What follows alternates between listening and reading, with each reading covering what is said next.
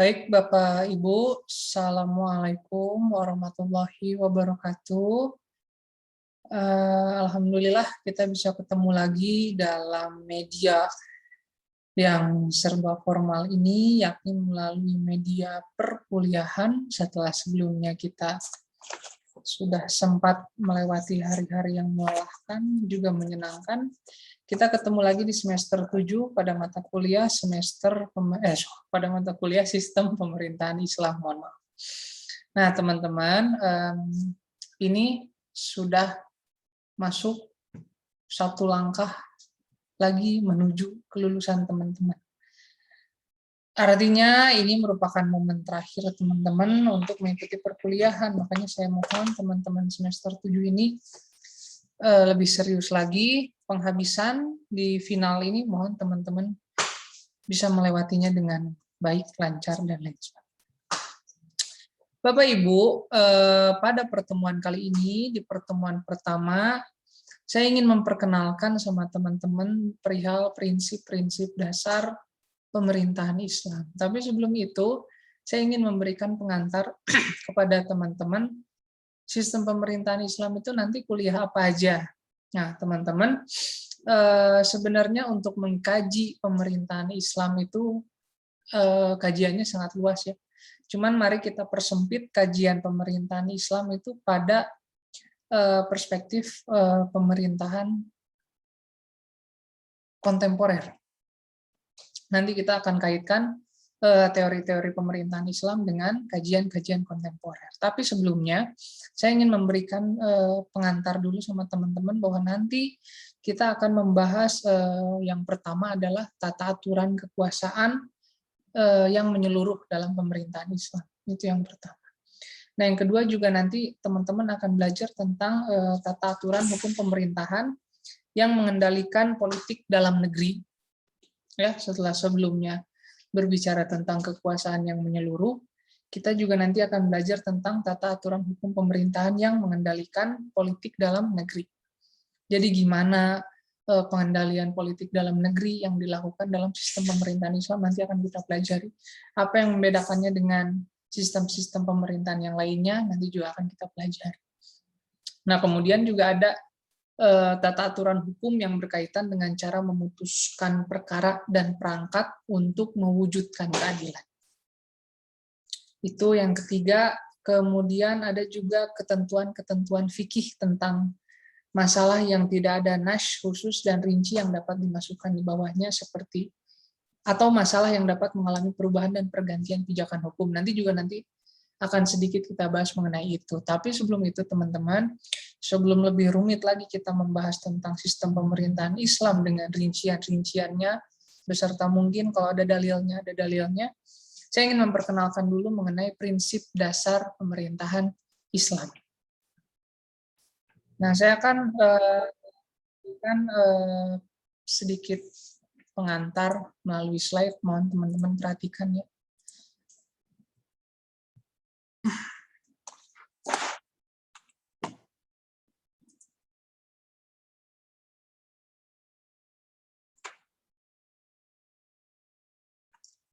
Baik teman-teman, di screen teman-teman sudah ada materi yang akan saya jelaskan mengenai prinsip dasar pemerintahan Islam. Nah, sebelum itu saya ingin kasih pengantar dulu bahwa pada prinsipnya teman-teman, dalam Islam itu mekanisme operasional pemerintahan negara sejatinya mengacu pada prinsip-prinsip syariat. Nah, apa sih prinsip-prinsip syariat? Artinya teman-teman, Islam sebagai landasan etika dan moral direalisasikan atau diimplementasikan dalam kehidupan bermasyarakat, berbangsa, dan bernegara. Jadi, Islam tidak hanya mengatur dalam konteks tata negara saja, tapi juga dalam tata moral, kemudian landasan etika, dan lain sebagainya. Jika Islam mengajarkan untuk menjaga pandangan, maka pemerintah Islam juga ikut andil dalam mengatur warganya agar menjaga pandangan. Atau mungkin dalam mazhab tertentu kerudung wajib. Nah, maka pemerintah juga mewajibkan kerudung dalam setiap forum-forum umum, forum-forum publik di mana ada perempuan di dalamnya. Nah, teman-teman, bagi setiap muslim, pada prinsipnya negara adalah alat untuk merealisasikan kedudukannya sebagai abdi Allah dan mengaktualisasikan fungsinya sebagai khalifah Allah untuk mencapai keridhaan Allah. Kemudian juga ada kesejahteraan duniawi dan ukhrawi, serta menjadi rahmat bagi sesama manusia dan lingkungannya. Karena perlu diingatkan kembali kepada seluruh teman-teman yang ada di sini, atau mungkin teman-teman yang menyaksikan, bahwa tugas kita, sekedar mengingatkan teman-teman, bahwa tugas kita di muka bumi ini adalah menjadi khalifah di muka bumi. Menjadi khalifah baik bagi diri sendiri maupun bagi masyarakat umum, baik juga bagi alam semesta. Kita wajib menjadi rahmatan lil alamin, tidak terkecuali bagi manusia saja, tapi juga bagi seluruh alam semesta, termasuk tanaman, makhluk hidup, dan lain sebagainya.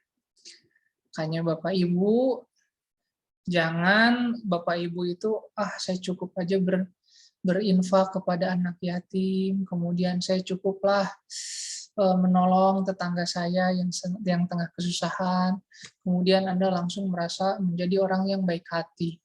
Tapi setelah itu ada pohon di tengah jalan, ada pohon di pinggir, tebang oleh Anda. Atau ada kucing lewat, injak, tendang. Biarin, itu bukan bagian dari tanggung jawab saya sebagai khalifah. Ya enggak, itu semua juga menjadi tanggung jawab Anda. Rahmatanil alamin artinya untuk alam semesta. Artinya mau ucing, mau juga burung, atau juga makhluk hidup lain seperti kaktus, kembang, ya kita harus memberikan penghidupan bagi mereka semua. Ada rizki, kasih. Ada kemampuan untuk memelihara, paraban yang betul.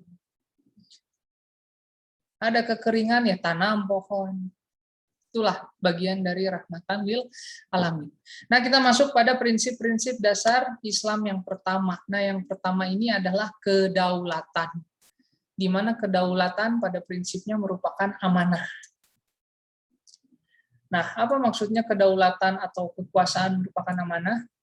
Dalam Islam, teman-teman, kedaulatan yang mutlak dan legal pada prinsipnya adalah milik Allah Subhanahu wa Ta'ala.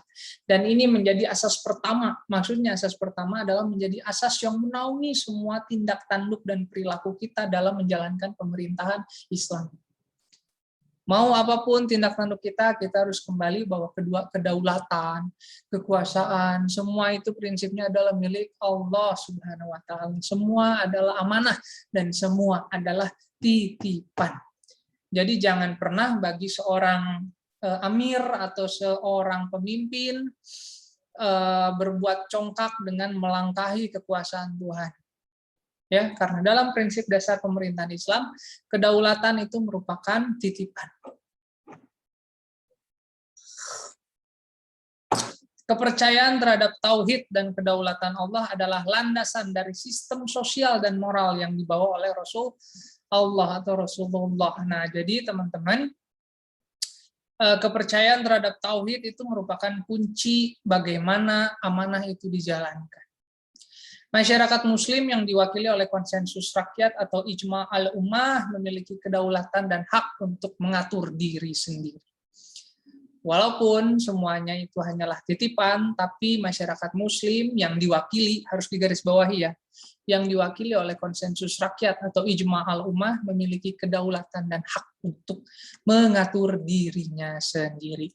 Itu prinsip yang pertama, teman-teman. Jadi pada dasarnya dalam sistem pemerintahan Islam, kedaulatan merupakan amanah.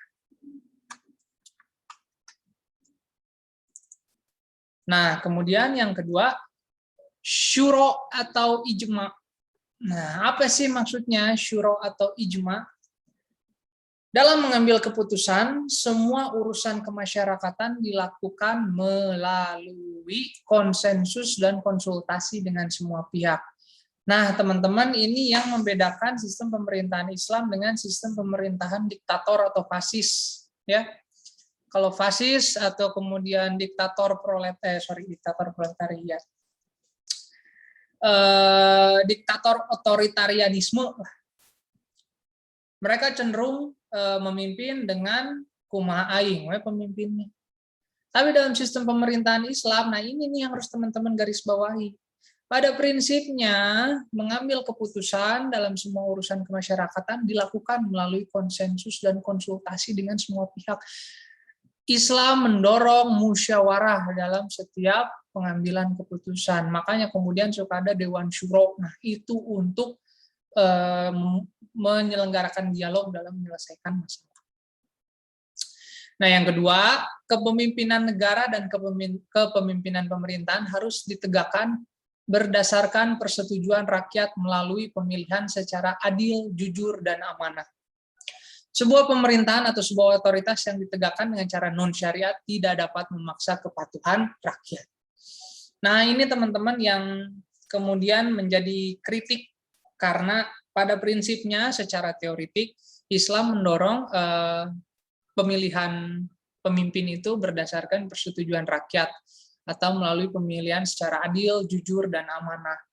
Nah, makanya teman-teman banyak para pakar mengkritik bahwa kepemimpinan Islam di bawah dinasti Umayyah, kemudian di bawah dinasti Abbasiyah, dan lain sebagainya, itu bukanlah kepemimpinan Islam, bukan pemerintahan Islam, tapi itu lebih kepada monarki konstitusional. Kenapa?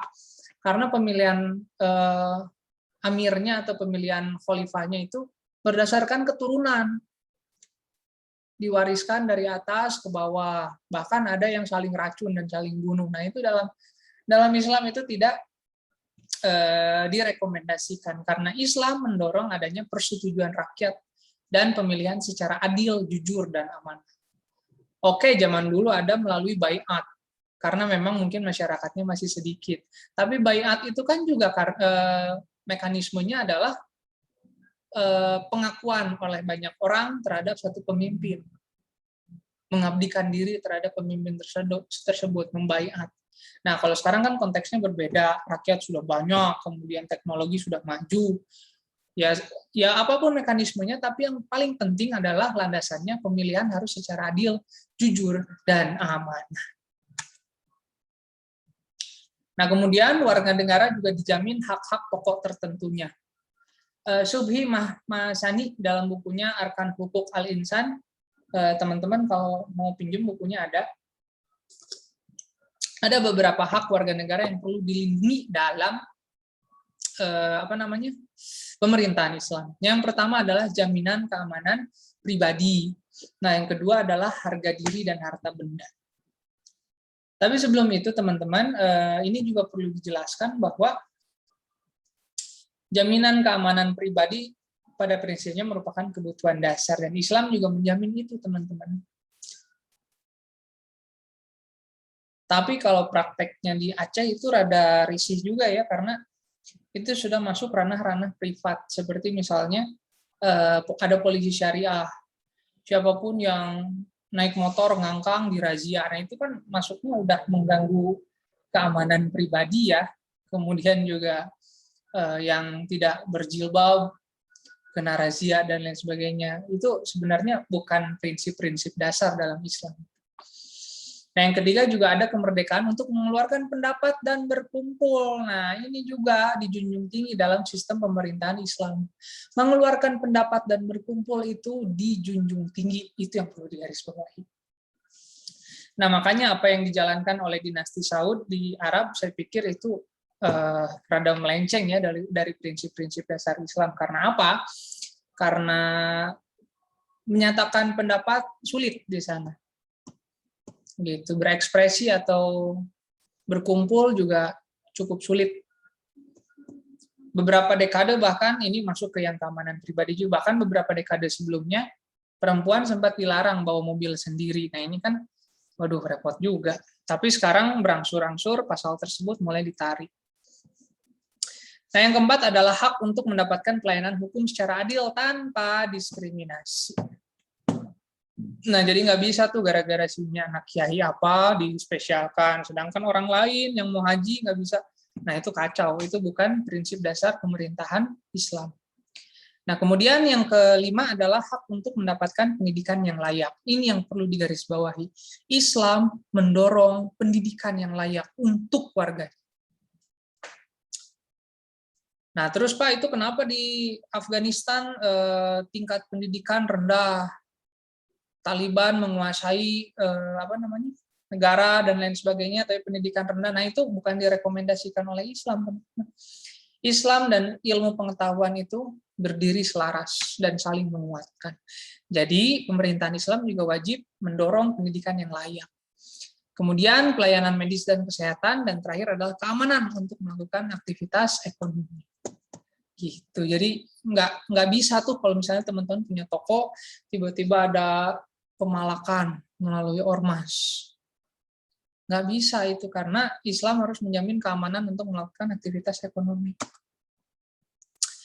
Nah, untuk hak negara juga semua warga negara, meskipun yang oposan atau bertentangan pendapat dengan pemerintah, harus tunduk pada otoritas negara, yaitu hukum-hukum dan peraturan negara. Jadi nggak bisa misalnya saya benci banget nih sama pemerintah yang sekarang menjalankan pemerintahan. Pemerintah kacau, kotor, dan lain sebagainya. Saya nggak mau bayar pajak. Nggak bisa kayak gitu dalam pemerintahan Islam.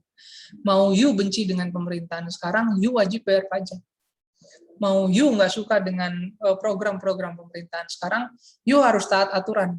You nggak bisa karena nggak suka dengan pemerintahan yang sekarang berjalan, you nggak mau divaksin. Atau you kemudian nggak mau bayar PBB, nggak mau bikin SIM, nggak mau ngurus STNK, yang penting rebel, nggak bisa kayak gitu, teman-teman. Islam melarang itu dalam pemerintahan. Nah, ini yang terpenting, teman-teman. Pemerintahan Islam juga menjamin jaminan bagi warga negara non-Muslim. Ini bisa dilihat dari bagaimana praktek yang dijalankan oleh Rasulullah pada Piagam Madinah. Mau Yahudi, mau Nasrani itu punya hak yang sama dalam Madinah, dalam negara Madinah, bukan negara. Ya, intinya dalam wilayah Madinah. Semua punya hak yang sama, semua juga mendapat perlindungan yang sama, baik dalam aspek ekonomi maupun keamanan. Nah, ini yang dimaksud dengan prinsip keadilan. Jadi nggak bisa, teman-teman, aduh saya bangun masjid banyak, tapi ada orang Kristen mau bangun gereja, nggak boleh, larang, dan lain sebagainya. Lah kok tipis banget imannya gitu. Ada gereja langsung takut, langsung gempar. Itu yang tidak direkomendasikan dalam prinsip-prinsip pemerintahan Islam. Nah, kemudian juga ada ikhtilaf dan konsensus yang menentukan. Artinya, perbedaan pendapat itu diselesaikan berdasarkan keputusan dari suara mayoritas yang harus ditaati oleh seluruh rakyat. Prinsip mengambil keputusan menurut suara mayoritas ini sangat penting untuk mencapai tujuan bersama. Nah, teman-teman, jadi jangan pernah berpikir bahwa dalam pemerintahan Islam itu, yang berasaskan Islam itu, menyatakan pendapat itu dilarang, atau kemudian pengambilan keputusan itu secara sepihak oleh amir. Nggak kayak gitu, teman-teman. Tapi perbedaan pendapat dalam pemerintahan Islam harus diselesaikan berdasarkan keputusan dari suara mayoritas dan harus ditaati oleh seluruh masyarakat. Ada winner, ada loser. Ketika winner menang, ya loser harus ikut sama aturan main yang menang. Itu prinsip dasar Islam. Nah, ada juga prinsip-prinsip tambahan seperti prinsip subsidiar. Itu gambarannya adalah legislatif, eksekutif, yudikatif. Nah, itu sebenarnya diperbolehkan dalam prinsip pemerintahan Islam selagi untuk kesejahteraan umat, nggak apa-apa. Selagi untuk memperlancar distribusi kekuasaan dan distribusi hajat hidup orang banyak, itu diperbolehkan dalam prinsip-prinsip dasar Islam. Nah, sebenarnya ada lagi sumber-sumber lain yang bercerita tentang prinsip-prinsip politik dalam Islam. Abdul Qadir Audah juga dalam bukunya Al-Amal Al-Kamilah, Al-Islam wa Auda'una Al-Qanuniyah menjelaskan prinsipnya sebagai berikut. Yang pertama, persamaan yang komplit, keadilan yang merata, kemerdekaan dalam pengertian yang sangat luas, persaudaraan, persatuan, gotong royong, dan lain sebagainya. Ini juga nggak beda jauh sama prinsip-prinsip dasar yang tadi dijelaskan, ya. Jadi semuanya berkutat pada bagaimana keadilan ditegakkan, kemudian menyebarkan kebaikan, kemudian juga dipegang teguhnya prinsip musyawarah. Pada prinsipnya semuanya sama. Nggak ada satupun seperti yang saya ajarkan dari dulu, teman-teman, nggak ada satupun ideologi yang mendorong terhadap keburukan. Semuanya pasti mendorong adanya kesejahteraan bagi rakyat banyak. Nah, teman-teman, Sistem pemerintahan Islam juga sama, mendorong terhadap kebaikan, mendorong terhadap kesejahteraan. Dan prinsip-prinsip dasarnya adalah seperti itu. Nah, pertanyaannya, kira-kira Indonesia sudah menjalankan belum sistem pemerintahan Islam menurut teman-teman? Nah, saya pengen mendengar pendapat dari teman-teman, mohon diketik dalam paper, jelaskan oleh Anda apakah Indonesia sudah menjalankan prinsip-prinsip pemerintahan Islam atau belum. Kumpulkan di grup paling lambat hari Sabtu pukul 7 malam, tanggal berapa sekarang? Tanggal 25 September. Demikian teman-teman yang bisa saya berikan untuk pertemuan kali ini. Semoga ada manfaatnya. Ke depan nanti kita akan lebih banyak menjelaskan dan semoga kita bisa luring lah ke depannya. Sudah sono juga untuk diskusi di kelas. Demikian teman-teman yang bisa saya sampaikan. Mohon maaf, saya masih banyak kurangnya dalam menyampaikan. Stamina juga masih kurang fit karena ada beberapa halangan kemarin. Doakan saja lancar-lancar ke depan, dan saya juga doain teman-teman supaya lancar-lancar, bahagia selalu, didekatkan dengan cita-citanya, dan semoga pertemuan kita jadi amal ibadah. Demikian teman-teman, terima kasih sudah menyempatkan waktu dan kuotanya. Assalamualaikum warahmatullahi wabarakatuh.